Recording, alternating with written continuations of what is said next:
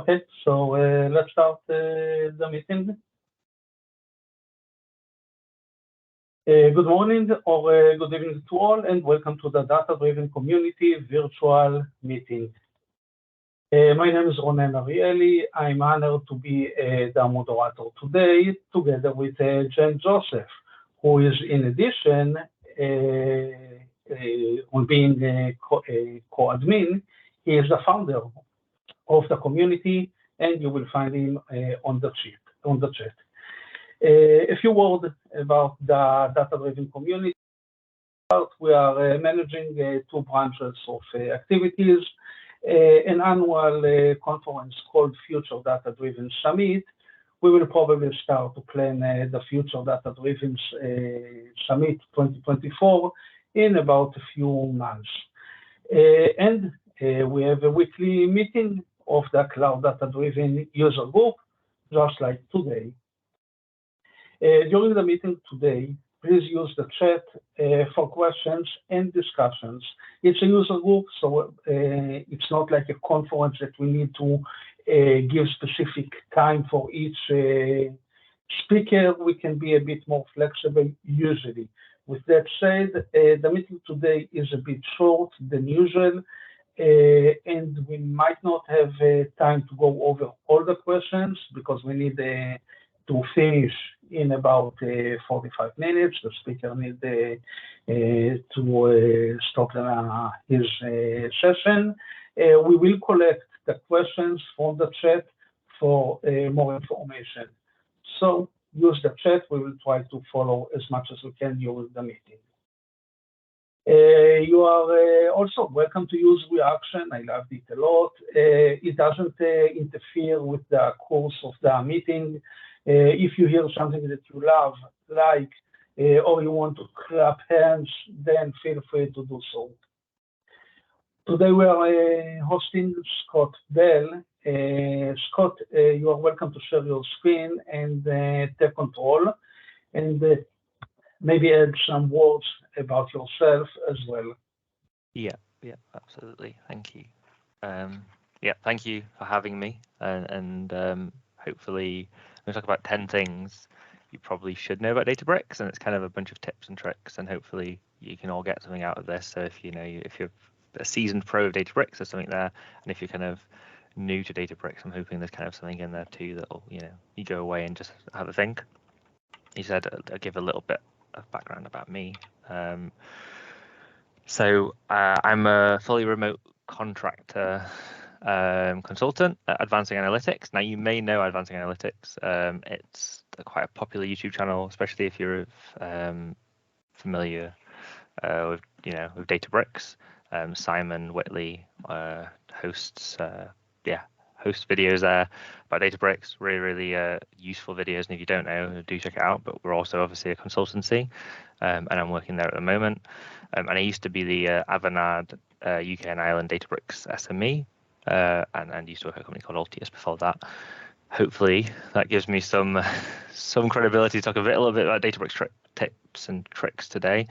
And yeah, I'm interested in all sorts of things: data platform, Azure, architecture. Worked on all the kind of various roles across Azure. And I have a master's degree in computer science, mostly kind of data science background. And yeah, I like beer. It's always a good one, and rugby league, which is a very niche sport, only played in Australia and Northern England pretty much. So as you can tell, I'm kind of from Northern England. So yeah, if anyone likes rugby league, I'll be impressed. But yeah, hopefully the talk about Databricks will be really interesting, and you'll get something out of it. And feel free, like I said, to put questions in the chat. We can either take a break at some point during it, or we can come back to it at the end. I'll make sure there's some time for questions. Quickly, I do a project called Daily Databricks. So if you like this talk, I'm not going to cover what it does, but if you like what I'm talking about and like kind of small piece of information, there's a Twitter account called Daily Databricks, and I've also got a website now. And the idea is that you can kind of go away, read something for like 2 minutes, right, and go away and then have a play around. It's not the documentation.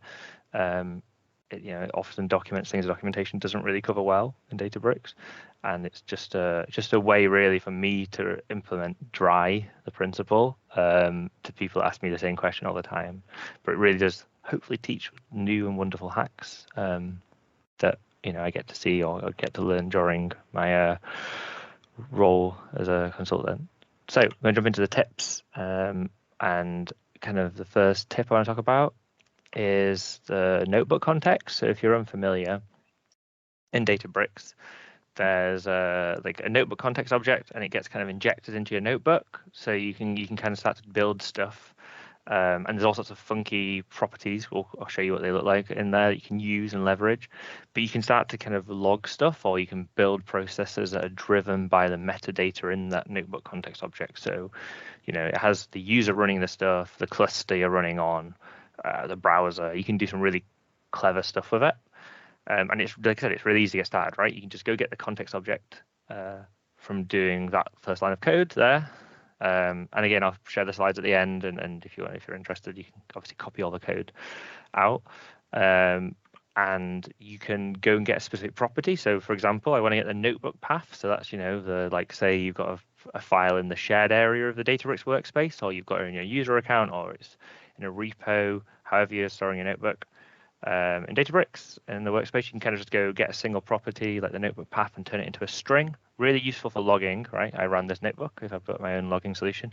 Also really useful if you've got like metadata-driven processes, like, I'm running this notebook right now. I need to do this other thing, in the same folder, or building kind of process out like that. Or if you want to be really lazy, and I love lazy solutions, you can import the JSON library, dump the entire thing into a Python dictionary if you're using Python, and just log it everywhere. And again, this is all, I'm going to show Python code, pretty much a bit of SQL during this presentation, just to be clear, but I have the code for all of the, all of the different languages in Databricks. So by that, I mean Python, Scala, R, and SQL.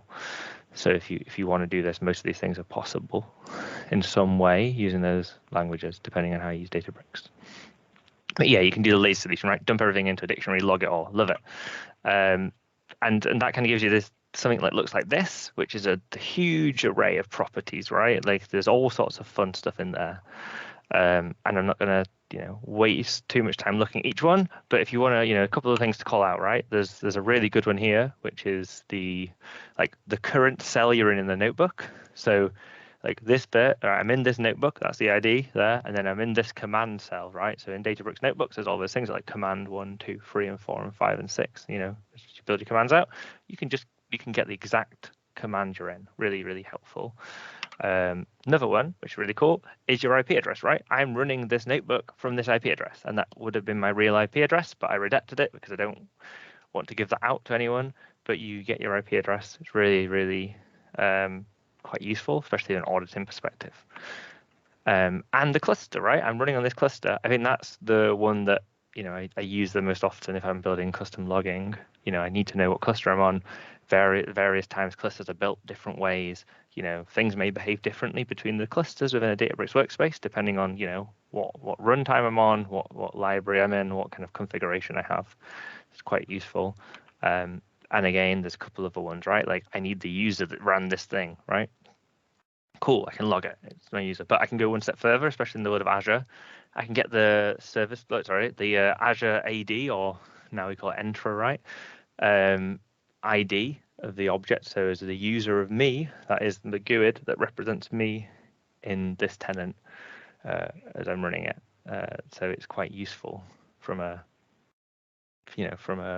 auditing or access control perspective. There's all sorts of use cases this could unlock, which is quite nice. But that's cool, right? Like I've shown you a bunch of properties, cool, and I've talked a little bit about how you can use them. But let's show you a real example. And a really good example, I think, of this is you can kind of looking when something fails, you go, oh no, something failed. I'll have to go work out what failed. But what happens if I'm building a login solution, and instead of having to go work out what failed and work out which part of my notebook failed, I can just log the cell that threw the error. And then when in my login solution, I can start just clicking, right? Click through straight to the cell and see the exact code that threw the error. And that's this piece of code, right? So this using those properties we just talked about, I made a notebook context object. And I took these properties, the tags, right? Those are on the wrong screen there. Took the tags, the tags browser host name, appended some little bits that you have to do in Databricks. Took the org ID of my Databricks workspace, and then took that HTTP target bit we talked about, right? That command.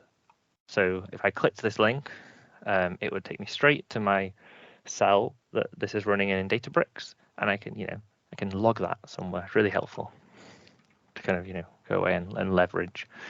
So hopefully that's a good practical example. The kind of next tip I want to talk about is describing. So if you're not familiar with Databricks SQL, this is all about the SQL part of Databricks. You can start describing things, get the various properties of tables in Databricks. And describe table is like the most simplest one, right?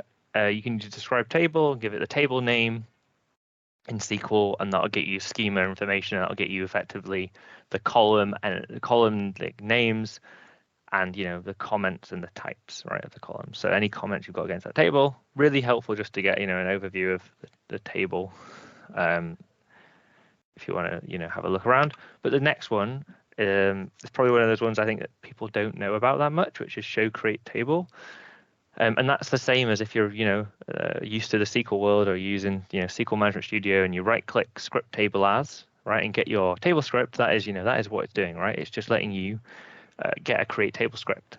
So you can take your table that you built or someone else built, and they've lost the create table script and have left the company or your organization. Take that table script, reuse it, rebuild the table, make sure it's exactly the same, move it between environments or compare it between environments. Really quite useful. Had to once migrate a ton of tables from like lots of workspaces in Databricks to kind of like a centralized workspace, and that this is just useful, right? I can run this entire script via metadata and let it all run, and then just collect it all together and run it in my one workspace and migrate everything. So quite a powerful, way to use it. And so that's useful. And then hopefully the describe table extended is kind of a useful next step, right? So it lets you get schema stuff, the partitioning of the table, or catalog metadata, and there's a typo there, but it can be run at a partition level. So you can start to look at your table properties at the partition level, or start to look at them at the top level of the table, which is quite helpful. And then my favorite of all of the describes that I'm talking about here is describe detail, right? So all the other ones give you kind of this tall view of the world, so all the columns, and you'll see an example of what it looks like in a second.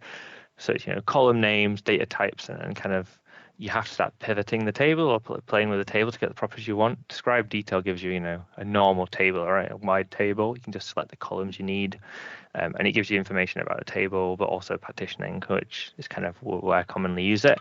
So describe table extended on the sample data set you get inside of your Databricks workspace. It kind of looks like this. You got all sorts of stuff in there. We've got the columns, we've got some delta statistic stuff, and then so where the catalog is and when I ran this. Quite helpful and useful, but to get that data out is sometimes a bit painful, right? You have to go select column name, filter it to the the column you want, and then have to potentially pivot the data or even unpack some arrays. It's not particularly great. So that's kind of that one. But if you want to go the next level and go describe detail. If you want to ever get the partitions at runtime, a really good way to do it is using describe detail and just going like this, right? You can select a column, in this case, call partition columns, grab it, and it's really quite helpful. So yeah, that hopefully is hopefully a helpful tip. Kind of just before I jump on to the next tip, just a little bit of context on a set is, if you're not familiar, and this is like the super brief version, right, explanation of this about Spark configurations. That when you get Databricks does a bunch of configuration for you out of the box for Spark, and adds a bunch of its own custom configuration, but you can configure it and change it and optimize how Spark works for your workloads. And sometimes you don't need to, right? Like most of the time, the defaults are great, but there are reasons why you might want to change them. You kind of set them normally at the cluster or session level. Customizations there. I don't know how many people know about Spark configurations until they run into a problem that's very specific, and then suddenly they become aware of this world of properties that have been impacting their workloads and how things work when they have to start changing things. But if you're unaware, you can start to get kind of configurations, especially at the session level. You can set them at cluster, but it's a slightly different syntax. But you set the session level, you can start doing like spark conf.get and name of the property, and there's obviously a list of tons of properties that come with Spark, and there's a list of properties that Databricks have as well in the docs, and that lets you grab all those properties. But also there's you can start to grab all of the properties, which is a really helpful way. And I say this every time I've ever presented this, which is if you do one thing right from this talk, go away and run that line of code around the get all properties and just have a look at all the things that are set for you, and have a look at all the interesting properties that might be useful. You can get the workspace URL right from that of what you're running, so you can start to use the workspace URL in different ways if you want to. And then there's just a bunch of really useful properties in there. And you can pretty much do that, in Scala and Python. In R, it's a little bit different. You can get some of those properties, but not all of them. Really worth doing. And then when you change the values, you can do that, right? Same sort of syntax. You just start setting the values.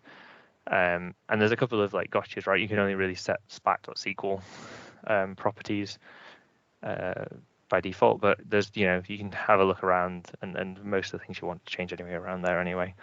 So it's worth having a look at, especially as your workloads advance. And then kind of the next tip, right, builds on that. So if you've ever run into that issue where you get an exception about result size, right? So you get an exception saying like, I tried to serialize data and you just can't get this data out. It means probably a few things, right? One, you're not using Databricks properly, right? You're probably running all your processing in some sort of like using Databricks is an expensive way to run Python, right? I'm running pandas. It's not, doing massively parallel processing. It's not, it's not optimized the right way.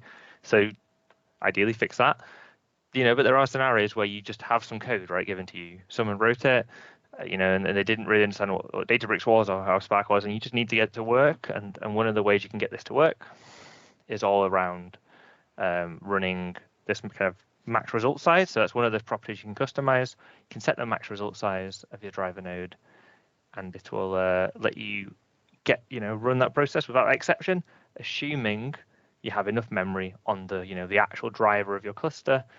You can't invent new RAM by setting this property. You need to have enough memory to be able to use it. One sentence. Text is a bit small, especially the code. It's okay. I just want to give people a tip. I wrote it on the chat. If you want to enlarge it, you can do it in the client side as well. Use Control plus the scroll up.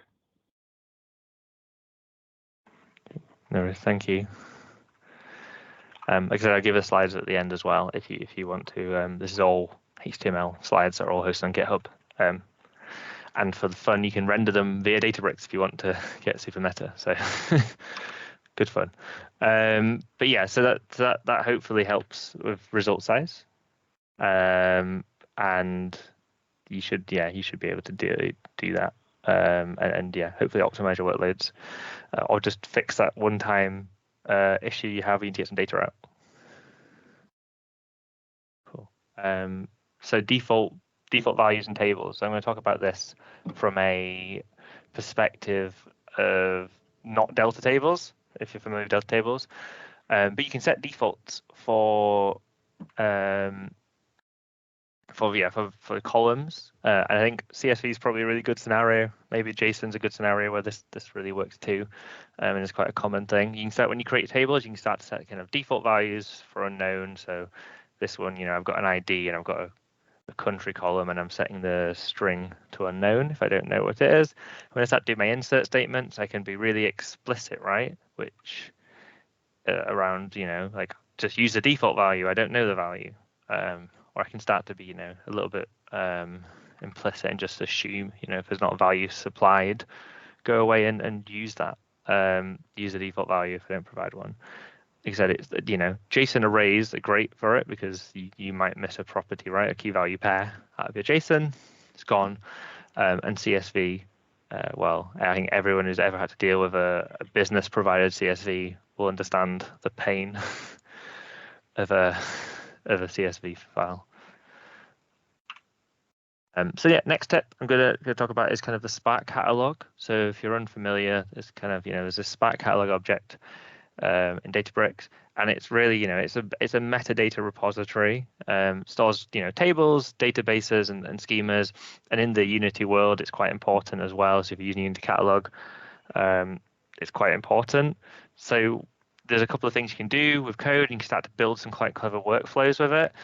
One of the things, for example, is getting the current catalog you're in, which is quite useful in one of the limitations you have with Unity right now. You might end up when you're building Unity catalogs out, and you might end up with, say, if you decide to choose naming conventions that are, you know, very similar for different layers in your data lake. If you build a, you know, data lake house, you might end up with something like dev underscore, right? Like bronze, or dev underscore, you know, modeled, because there's some limitation in Unity at the moment, and now you can kind of have, you know, only one Unity meta store per region. You end up maybe having to build stuff that is conditional logic, right? Like I may never want to drop a table in my production catalog, because that, you know, that's dangerous and risky, especially if I have to start, you know, working out how to get the data and stuff back. So you can work out what catalog you're in, and you can start to build workflows, right? You can be like, you know, if it's prod, never do this code, right? If it's got prod in the name of the catalog, or, you know, if it's, you know, got dev, go ahead, delete everything. Who cares? Really quite useful way to, you know, do that. And there's also, you know, there's some commands around listing catalogs, and you can start to iterate through things, which we'll talk about now, right? So you can start to iterate through databases. So, you know, this will give you a list of all the databases for your Spark catalog for your current catalog you're in. And databases, really, in Databricks, if you're unfamiliar, right? Effectively schemas, right? Schema is a synonym in SQL and Databricks for database, and that, you know, I'm not a huge fan of that, but that is how it works in Databricks. So then you can, inside of that, you can start to build listing tables, right? So I've got a database, and I want to list all the tables in it, and I can go kind of a level lower, right, and list all the columns. And what that really allows you to do is, you know, you can start to build metadata-driven processes. So say I've got, you know, I got all my list of databases, I got all my list of tables. I might want to start checking the row count, right? Like, make sure the count's not 0 or whatever for all my, you know, tables within every single database. And I don't have to provide a list of all the databases, provide a list of all the tables, right? I can just do a for each database, you know, and for each table. And I can even go down to the column level, right? Like, let's start counting how many nulls are in my columns. Let's start, you know, profiling my columns in various ways from a metadata, you know, kind of driven process, right? I want to use the structure of the data itself and not have to start being explicit. That kind of would look like this.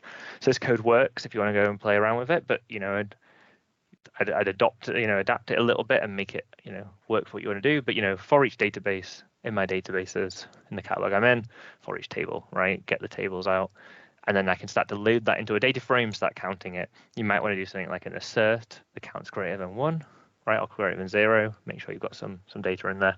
You might want to, you know, start getting the schema of the data frame and, you know, the table, and start having a play around and doing some stuff with it. It's really quite a powerful way to, you know, build metadata approaches without having to actually do lots of code. It's quite nice. So yeah, jump on to the next bit. I'm going to do some scene setting again quickly, like I do with Spark config. Delta tables. Hopefully you know what a delta table is. I really hope so. But if you're not familiar with it, it's an open data format built by Databricks, right? It's ACID compliant, and it's based on Parquet. And it's been the default format since Databricks Runtime 8.4. I've been using Databricks for quite a long time, so it wasn't the default format when I first started out in 2018. But, you know, it's now been the default format for many years, and hopefully, if you've just even had a play with Databricks, you've come into Delta, you run into it, you might know all the features, but it has a bunch of features. It's a default format. If you don't provide a format in Databricks now in a data frame, by default it'll save it to Delta. So it's quite important and quite powerful. And it has an open source implementation. There's a Rust version of it. Has Python bindings and all sorts of stuff. Really cool if you're not using Databricks, or you are using Databricks and other tools, and you want to do stuff with Delta. Quite useful, and I would recommend checking out that library as well. But you can, so one of the features of Delta, which I think is quite useful, is you can turn tables append only. And what that means is, you can start to kind of block deletes and merges to a Delta table, if you've got them in your platform, as a property of the table. So, there's a whole idea that you can start to control stuff, at the storage level if you wanted to. If you've got, AWS, or you've got Azure Data Lake Store, you can start to configure stuff and how you want read and writes to work, especially in the world of Azure Data Lake Store, which I'm very familiar with. You can do stuff like immutable blobs, right?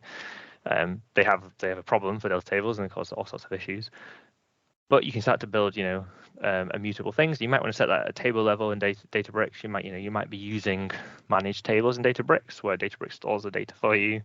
You don't give it an external location. Those kind of scenarios you want to set. Make my Delta table append only. And that would be really, really helpful. Like I said, it's really helpful when you've got ingestion, raw or audit layers, right? You're doing some auditing, doing some, keeping a mutable copy of all the data you ever sent. You should definitely, keep a copy of that and make it append only, right? We don't want to delete any data in there unless you've got, data protection issues like GDPR, especially in Europe. It's quite an important one where you would have to delete the data. But by default, you can set that, as append only, and that kind of implements the worm pattern, which I mentioned in immutable blobs. That's also a version of the worm pattern. It's write once, read many times is what it stands for. So you can write your data once and it can be consumed as many times as it needs to be done, but you can't rewrite the data. Hopefully that's helpful. So yeah, it's simple, easy property set. Kind of building on that, right, is Delta default. So not the kind of thing we talked about earlier around CSVs and JSON and Parquet setting defaults for the missing columns, or for missing values in columns. This is all around configuring defaults for any tables you set in your session. So it's kind of building on that Spark config as well we talked about. So you can set properties and then have all the things that are done in that session. So say you're in a notebook, you set this property and you create a ton of tables, right, in that notebook. You can start to so instead of having to set that table property for every table you create, going like alter table, right? I've created a table, I'll alter it, right, and added a property to it. I can make it so that all the defaults are set for that session. I create all those tables and all those properties just propagate to those tables I just created, for example. So it's really simple. You can go away and just apply the set the property of Spark Databricks delta.properties.defaults append only.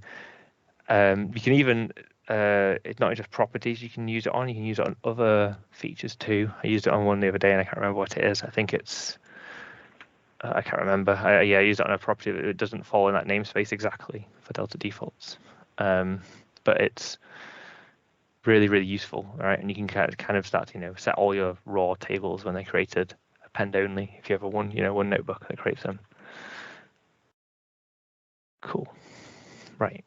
Next, column mapping. So if you're unfamiliar, it's a newish feature. I wouldn't say newish, but it's in Delta 2.0, and it lets you decouple the data fields from the metadata in a Delta table, and that's really helpful, right? So you start to end up, being able to rename columns in your Delta table without having to change any of the data, right? So you don't have to rewrite the files that the Delta table has. That Delta table has kind of a GUID for each column, should we say, and it has a metadata file above that has, I've called this column 1, right? And now when I call it column X, you can start to rename those, those metadata properties. It doesn't have to change anything in the files. It just has to, it materializes those GUIDs, just look at what the mapping is, right, of that column name to a human readable thing. On top of that, it lets you get rid of some kind of limitations that, let's say, Parquet has, which The most common one is spaces, right? You can't put spaces in your columns.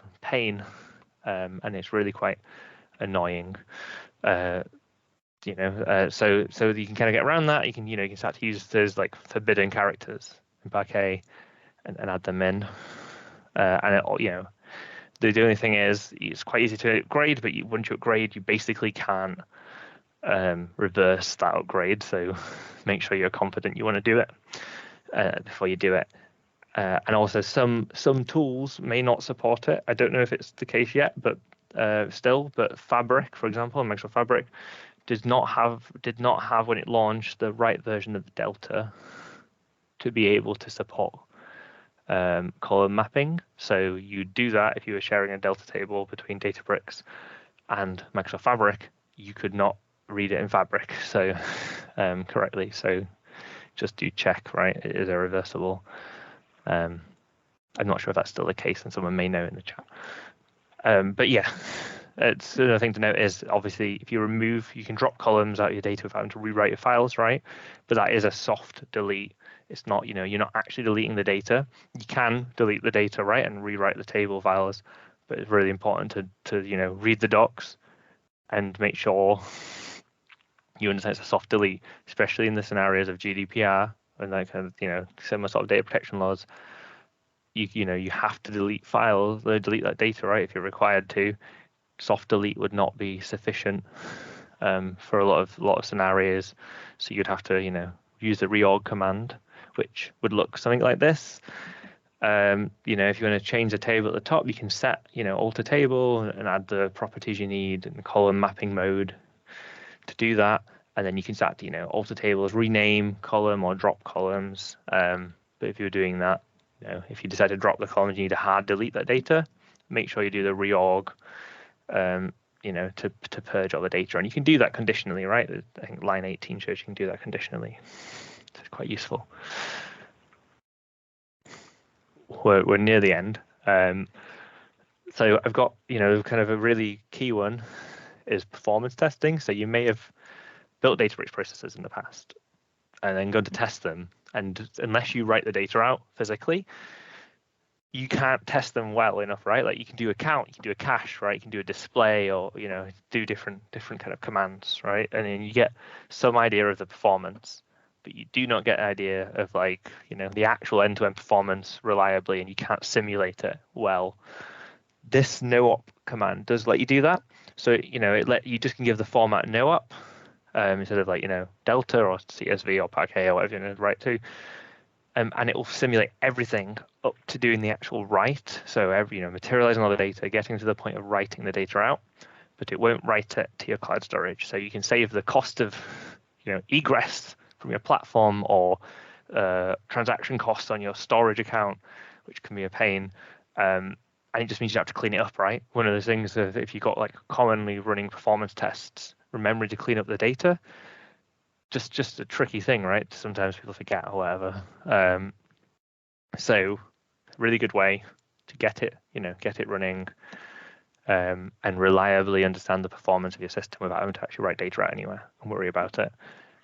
It's quite a powerful thing. I would recommend you go in, just have a play with it, see how it works.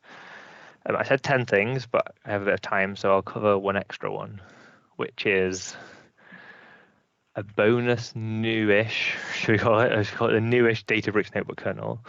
It's probably now a year and a bit old, the kernel, but Databricks did a lot of work moving to kind of an IPython notebook kernel from the bespoke one they had. And it allows all sorts of funky new solutions there, such as IPython widgets. And I'm sorry, the image is really bad quality there. For some reason, it's not scaled properly. But one of the common scenarios I've seen notebook widgets used for in Databricks is you might have a runtime, right? I want you to run this on this day, and the user inputs the day they want to put it in. And normally you have a couple of options. You have a drop-down menu, but it's not really. It's a bit tricky. You can't organize it properly. You've got a drop-down of every date for 10 years. It's tricky, right? Or you end up having a free text field, and that causes its own set of issues, right? Or the format's wrong, the date format's different, right? I got confused. How do I validate the date format for the user?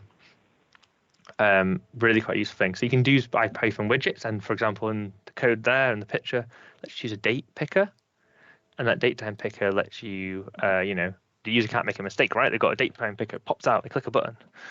Super useful. And similarly, the other feature this gives you is something called custom magic. So you may be familiar with, percent run or percent, ls or percent. There's loads of different commands, right? When you're start running stuff in your notebook, you can build your own. So you can say, I want to do percent Scott, and that does something, right? Like prints out a picture of me. I don't know what you want it to do. You can do whatever you want. Quite a useful way if you start, wanting to build stuff around your platform that, reusable helpers maybe. Start building out reusable magics. So that's hopefully helpful. Yeah, I'm getting to the end, so thank you for listening.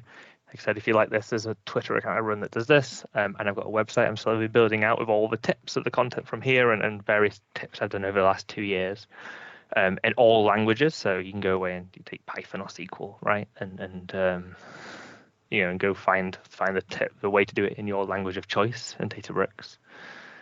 And that's the plan. And if you scan that QR code of the data lakehouse, it should take you to that website. But hopefully. Yeah, thank you for having me. If there's any questions, I'm happy to answer them.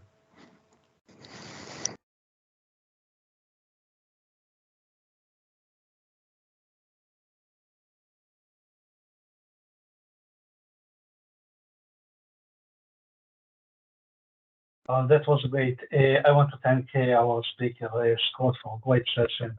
And thank all of you for joining us today. I highly recommend you to follow us on social media to get updated information, and don't forget to check the community website. You have the link in the chat. This is the best place to get the information about the upcoming event. You are welcome to open your camera now if you want. I will change the setting of the meeting. If you just have more questions or you want to show yourself, give me 1 second. I will change the meeting option to allow everyone to share their camera.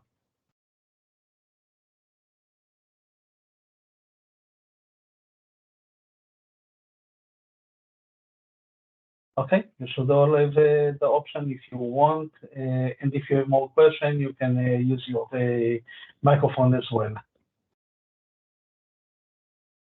It's a bit short session, as we said in the beginning. We will share the recording, and I will ask the speaker to send me the presentation, so we will be able to share this as well.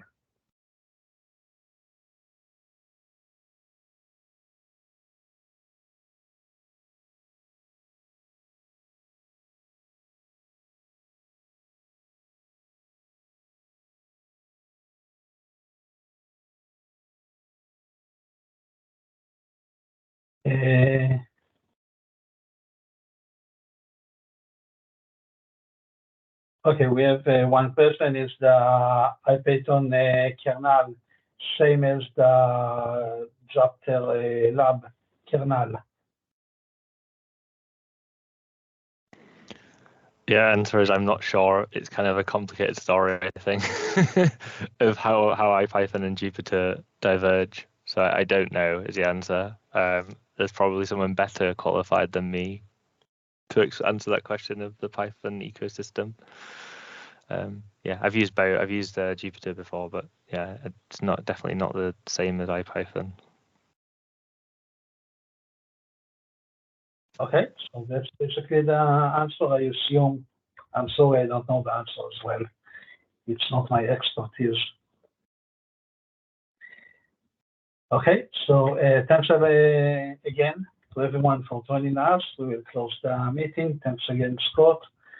And we will see you all in our next meeting of the user group. Bye-bye for now. Follow us. I will share the URL to the recording once it will be ready. It will take a bit of time. Bye-bye. Thanks, Scott.